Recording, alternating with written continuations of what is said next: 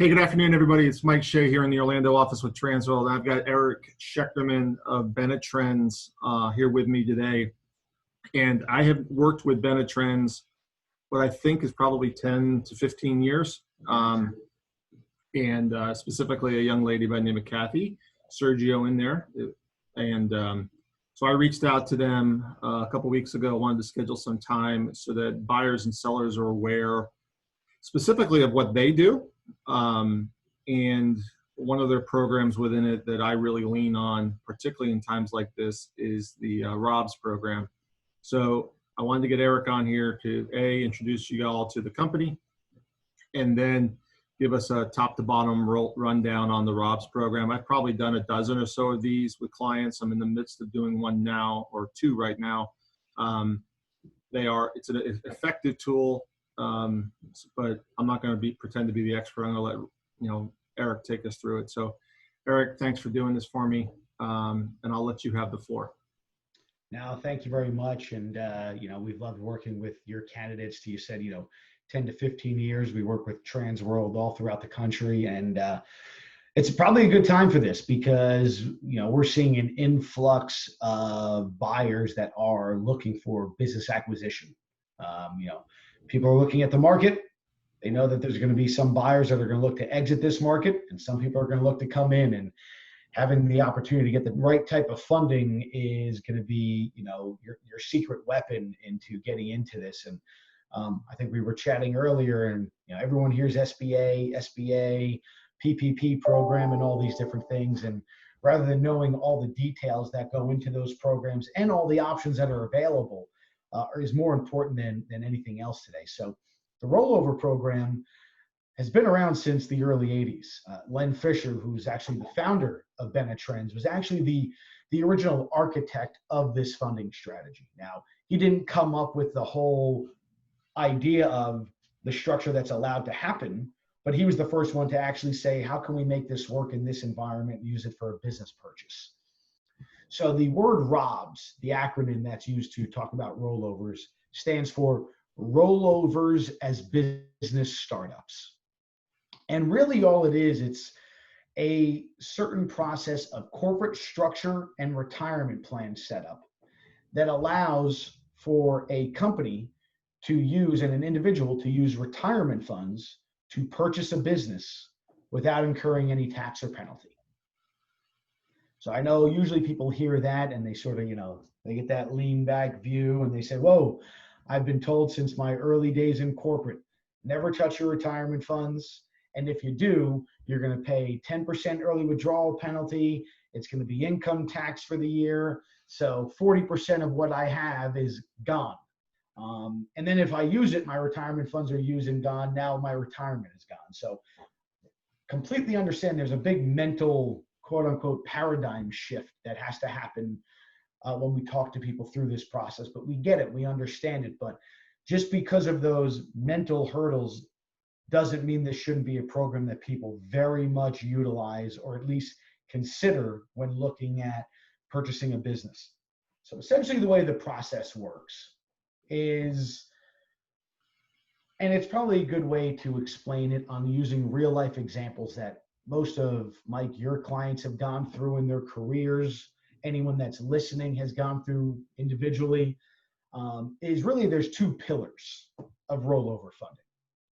The first pillar is the idea of, let's say I work for one company. I'm an employee there. I have an employee retirement account. I leave that employer and I go to work for employer B. Employer B also has an employee retirement account. So I can take my retirement funds from my one employer and roll them over to my new employer's retirement plan. Or, as I'm sure many people that are listening, any of our clients, Mike, that we've worked together on, have either done that process or they move their money to an IRA outside of their employer plan. And if anybody's ever done those rollovers, you don't pay any taxes or penalties to do so because the money's moving from either one employer plan to another or one qualified plan to another. So I always say that's one of the pillars of rollover funding, that rolling over from one plan to another. So that's one sort of mental image to keep in your mind. The next part of rollover funding, or the next pillar to this structure, is whether I'm at employer A, employer B, if I work at Apple, if I work at Microsoft, any of the companies that a lot of our clients have worked at or they're working at now, I have my employee retirement plan. I log into that employee retirement plan and I see I have different types of investment options. I can purchase stocks, bonds, mutual funds. One of the common investment options also available through that retirement plan is having the ability to purchase stock in the company that I'm working for. So if I'm an employee at Apple and I have a 401k and I've got $200,000 in that 401k, and I say, you know, I'm going to put $100,000 in traditional investments, and I'm going to put $100,000 in Apple stock through my retirement account. And most people that are listening are usually at this point in my presentation, they're nodding their head like, yeah, I know what you're talking about. I've done this. But what people often don't do is they don't connect the dots of what happens when you make that investment. So if I put that $100,000 through my employee account as an employee of Apple into Apple stock, my retirement plan then owns those shares of Apple, however many shares of Apple it could buy. What people often don't connect the dots on and don't realize is the money my retirement plan used to buy those shares, where do you think it went? It went to Apple. It went right to their corporate checking account as the proceeds of the sale of company stock. And when that money went to Apple, that money is now sitting in their corporate account, and they can use that to fund their day-to-day business operations, pay salaries, bonuses, marketing, whatever they seem fit. And usually right around this point when we're speaking to clients, they start to sort of say, oh, okay, I'm connecting the dots a little. So that structure of having a proper corporate structure and a retirement plan design that allows for the plan to own shares of stock in the corporation is not limited to big bad corporate America. So that's where really rollover funding is structured, is those two pillars: rolling money from one plan to another and having a plan designed and customized to allow it to own stock in that corporation. So what rollover funding does is we would say, okay, we're going to create Erich Incorporated. And Erich Incorporated is purchasing XYZ business. And that's what they're going to be doing business as. So now I have Erich Incorporated that's running my business. What we're next going to do in a rollover structure is then design and customize a new retirement plan for that new company. And of course, as the owner, I'm going to be an employee of that corporation.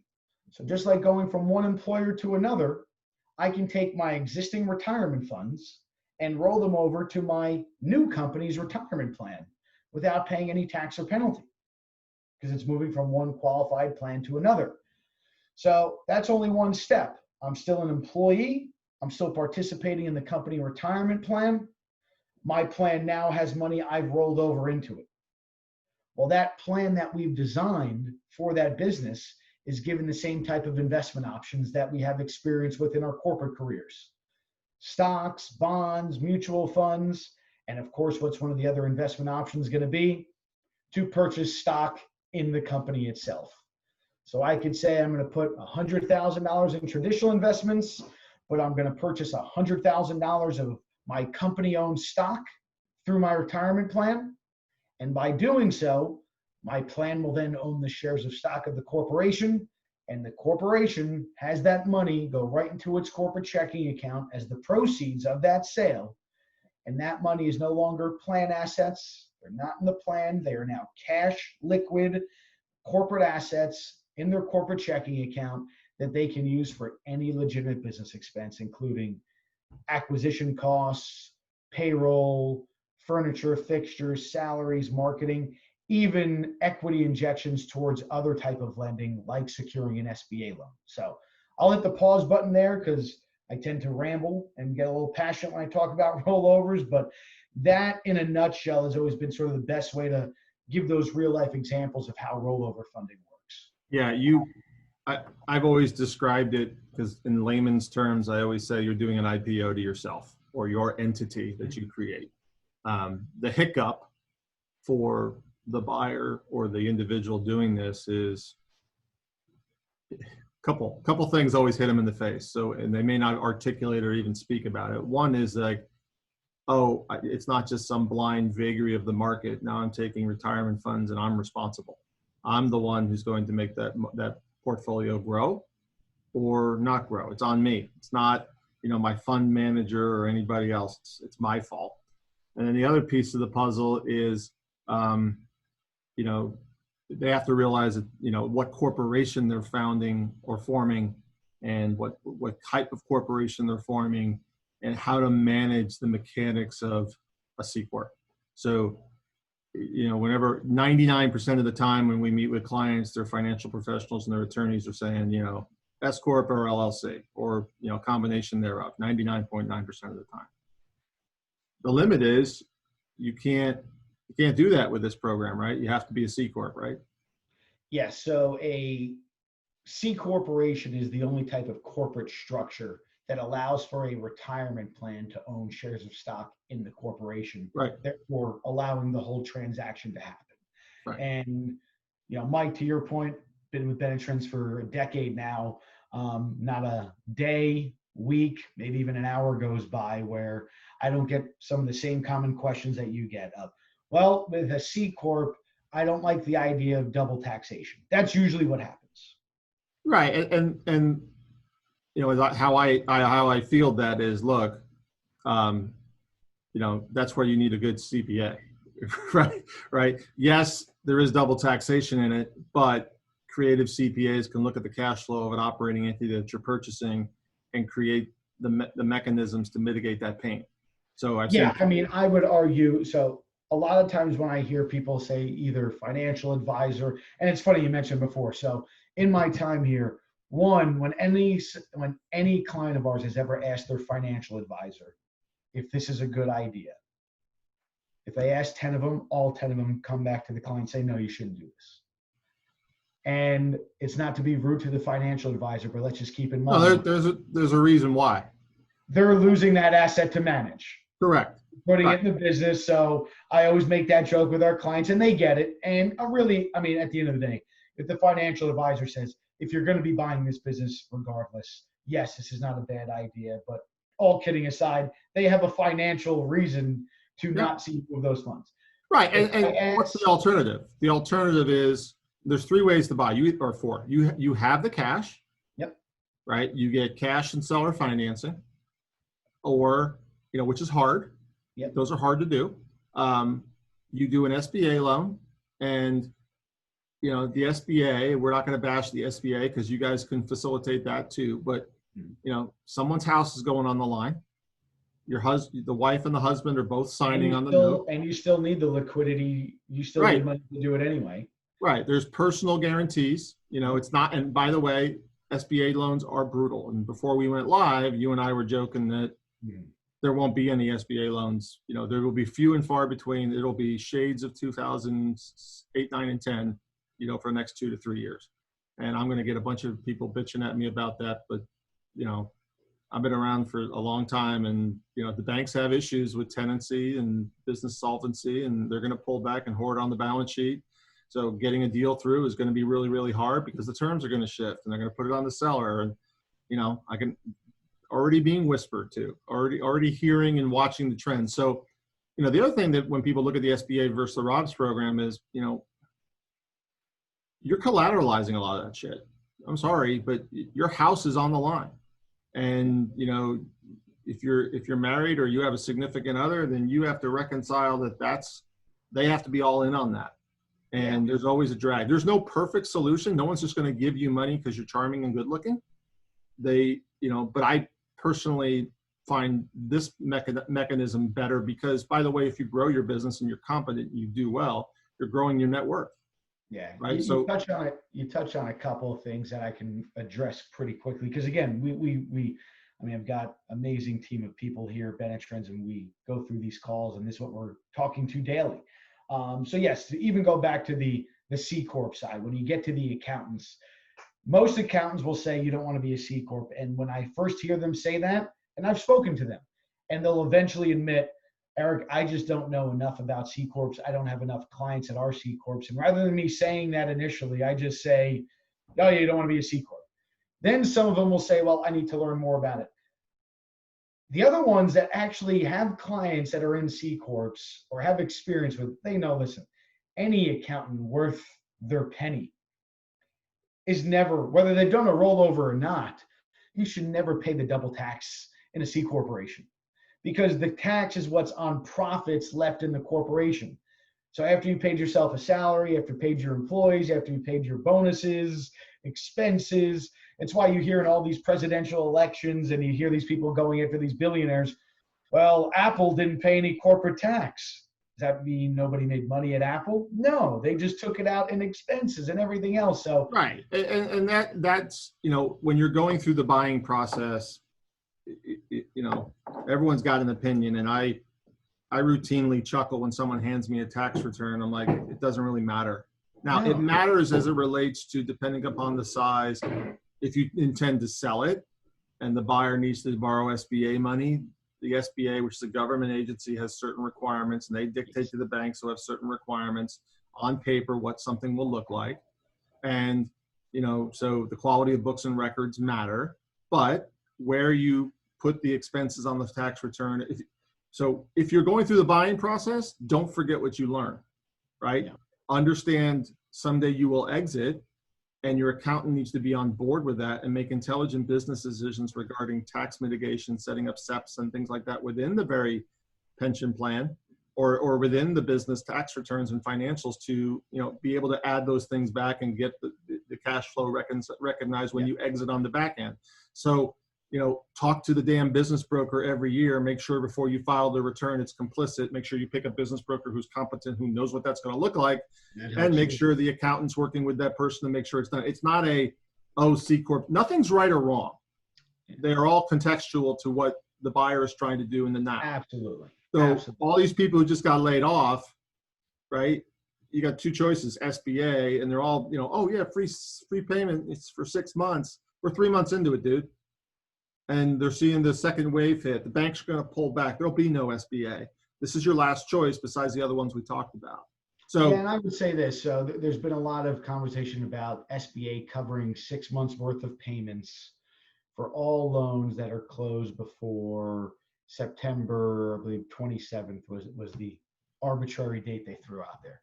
What people don't realize is that a couple of weeks back, the SBA made a very important change to that rule. And it didn't say all loans that are approved. It didn't say all loans that are closed. It said all loans that are fully dispersed, meaning every dollar amount is in your hands by September 27th. If you have not already almost gone to your closing checklist at this point of the year, it doesn't apply to you. Right. I will say we're seeing SBA side, but I will even say this as it transitions to one last point. The rollover, even if you had to go SBA, I almost don't see an SBA getting done now without a rollover. Because keep in mind, with SBA, you have to put 20 to 30% of your own into that business acquisition. So if I'm buying a $300,000 business, the bank wants to see that I put $75,000 of my own to it. They're not doing 100% financing. Right. And the biggest thing that I see the banks worrying about today, credit score, all that stuff, that's great, blah, blah, it's post-closing liquidity. Mm-hmm. How much money does the borrower have left over to cover their monthly debt obligations outside of what they spent to buy the business? Yeah. So if the bank is saying, I need to see 20 to 30% on this $300,000 purchase come from you, so you need $75,000. Oh, by the way, your monthly nut is $8,000 a month and you're leaving your employment. So we want to see, and I've heard this, a year's worth of personal debt coverage set aside outside of what you're putting down to the business. So that means that borrower, after paying $75,000 towards the business, has to show they have $100,000 left over outside of the business to live their life. Right. a lot of people that I'm working with don't have 175 in liquidity that they're just going to stroke a check for or show that they have it. The rollover can now be that liquidity that you can use to make the business acquisition, never touch your post-tax dollars that are sitting in your checking account to live your life off of. So, and that leads to, and I'm sure you have one other thing, some other things, but you talked about all the different ways to fund a business. I was on a call with a client the other day and their accountant and their financial advisor. So it made it very entertaining. And the accountant said something that really stuck out to me. And I don't know if it's going to be the Benetrends tagline anytime soon, but he said to the client, literally these words: if the business is successful, David, let's face it, who cares how you funded it? All you care about is if this doesn't work. And David, let's face it, if the business doesn't work, the rollover is the cheapest way to fail. And I said, whoa, I kind of like this accountant. What do you mean? And he said, to your point, so if I do SBA, I've personally guaranteed it. I've pledged my home as collateral.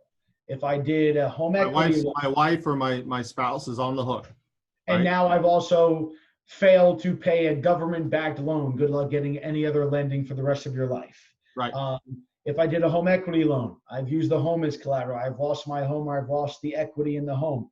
If I use my cash, that's post-tax dollars that I used, and I could use that for anything in life. Portfolio loan. And he said, listen, David, if you use $200,000 from your IRA to buy this business, keep in mind that $200 was never going to be worth $200 to you. Even if you waited to the age of 59 and a half, that still was going to be income taxed. So you essentially subsidized 30% of your losses with pre-tax dollars. So again, I get it. It's not for everybody. I just always tell there's people. No perfect. I mean, Exactly. The guys, I got hit with a YouTube video. The other guy is talking about, you could buy a business with no money down. And I've been 16 years, 300 plus transactions, never seen it. Yeah. Could, sure. If the unicorns came, the pigs started flying, Superman freaking landed and someone put a gun to the seller's head, maybe. Yeah, those were the ones where I used to see this person got three $50,000 personal credit cards. And it's just not, right. It's like, no, there is no secret. The loops are all closed. What people have to understand with regard to the SBA, and I did 6 of them last year. And 2 of them were Benetrends, components for the down payment. They were, leveraging up using SBA in both. And I had long conversations along the risk standpoint that you just laid out, going, look, you need to understand all the moving parts. So as the buyers kind of do their discovery process about how you source funding, education's important, and they need to understand all the tools. And the one we're doing right now with you started down SBA, and I sat the buyer and seller down and go, okay, it's 60, 90 days. They're waiting for a June result. There's some hair on the back end because it's basically a 1-year transition between buyer and seller. From the current seller from when he bought it a year ago. Yeah. I'm like, it's not going to happen. Bank's not, but my numbers are great. It's not going to happen. Yeah. Because I could tell you we could run up the flagpole, but the clock's ticking. Yeah. And what's coming in August? Second wave, the real estate foreclosures, the PPP injection that kind of gave people this euphoric like survival mode. The second shoe's going to drop. Like, how do you know? Yeah, I don't know. I just have an instinct based upon facts and data that says the banks are going to, their businesses, they have to meet certain balance sheet requirements and hedge.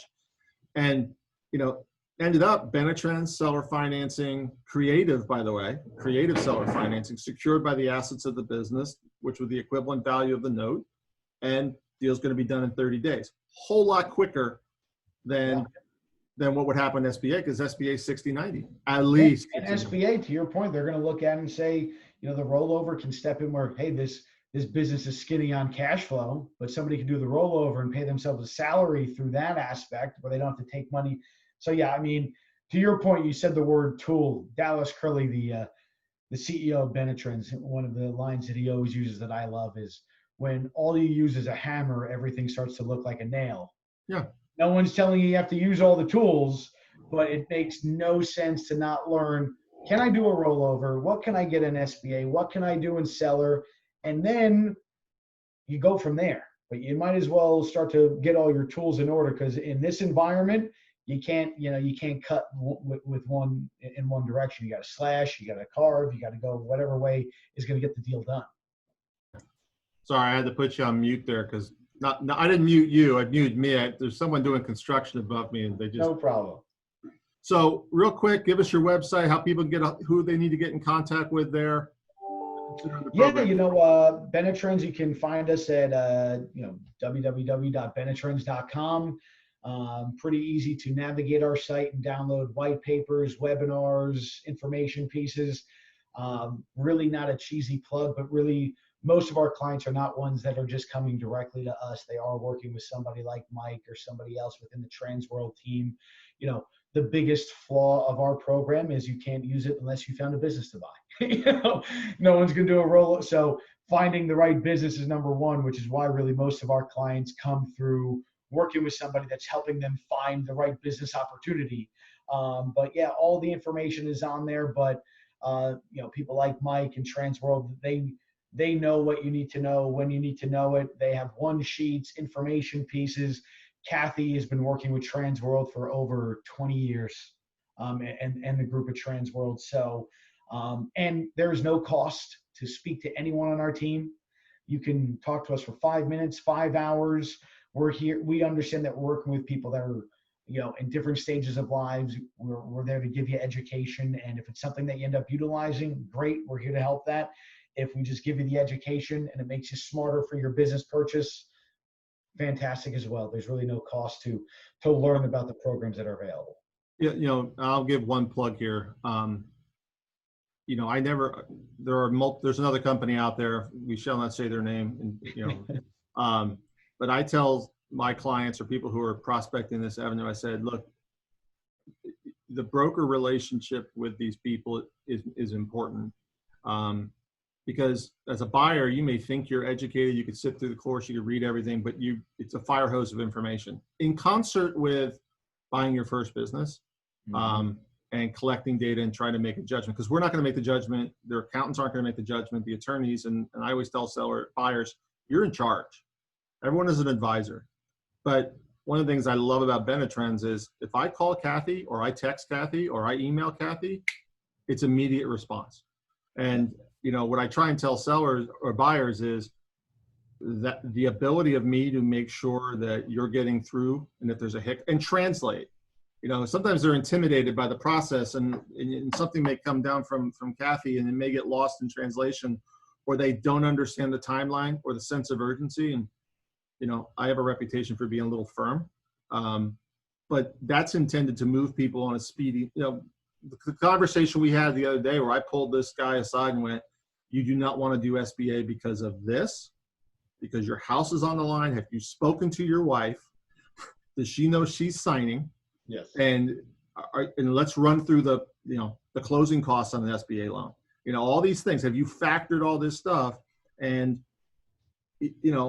I'll double check with Kathy through the funding process with you guys multiple times to make sure that the buyer is moving along at the pace to hit the targeted dates that they've set for closing. Because they think, oh, holiday week, I can just kind of move along. And, I'm like, no, there's a whole pipeline of things that has to happen along a certain staggered timeline. And the broker's job in concert with the people at Benetrends is to, crack the whip on everybody, mostly the buyer, to have a sense of urgency to do things on a timeline requisite to hit their goal, which is to get through the transaction on time. Yeah. It's not to push them into anything. It's like, you got to hit X in order to hit Y, And in business acquisition side on the rollover, it's tantamount that you have the right communication, like you said, with your partner there, with Kathy and the clients, because it's different than just setting something up brand new. Does the existing business have a company retirement plan? Are there employees? All these things that have to get done.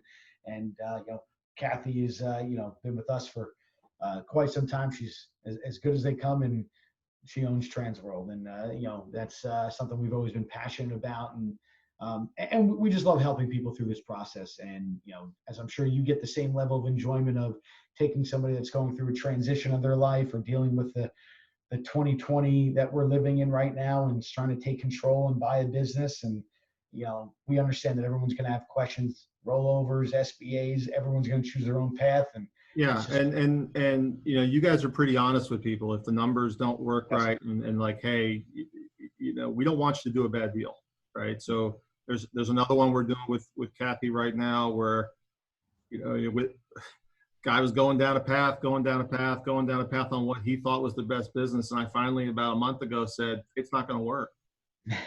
He's like, why did, you know, and I told him, and we kept plugging. He's like, I'm going to keep trying. I said, okay, but it's not going to work. You need to start forming your second plan, and you need to call Kathy, and you need to call Kathy, and you need to call Kathy. He's like, why? I'm like, because it's not going to work. And then boom, it didn't work because the numbers coming on the back end of June. And that's just, you do this long enough, you can see things, and yeah, you don't smell the roses just because someone says they're roses. Sometimes they're crap. And, yeah, you know, trust but verify. And when your trusted advisors and your team, the most important thing a buyer can do is form the team of people they trust. If that happens, then, you know, if they can't do that, they're going to have a problem running the business anyway. So, you know, spend their time and energy finding people that are trusted, make sure they all know how to hand off to each other and they stay in each other's lanes. And they move the needle to get them to the goal. But that buyer is the control point. You know, their financial planner, their accountant, you know, everybody's got an agenda. I got one. You know, I get paid, but I also have to keep a brand, right, and a reputation. You guys, you know, you put something in place, it doesn't necessarily work. It has to, you know, you make money in the long term. On the front end, you don't make money, right? The deal has to go for a couple of years for it to actually work, right? Because there's fees and, you know, keep it in check with the government. You know, it has to actually function. So, so I just appreciate, this is such an important program, and you know, I'm going to, you know, memorialize this in my YouTube channel and send it out to everybody, and, you know, I'll send you a copy of it. So thank you so much for doing this. Oh, it's my pleasure, and anytime. And we know right now there's more questions than answers out there in the funding world. So Yep. Anyone one-on-one doing more of these, always happy to help. All right. Have a great week. You too, buddy.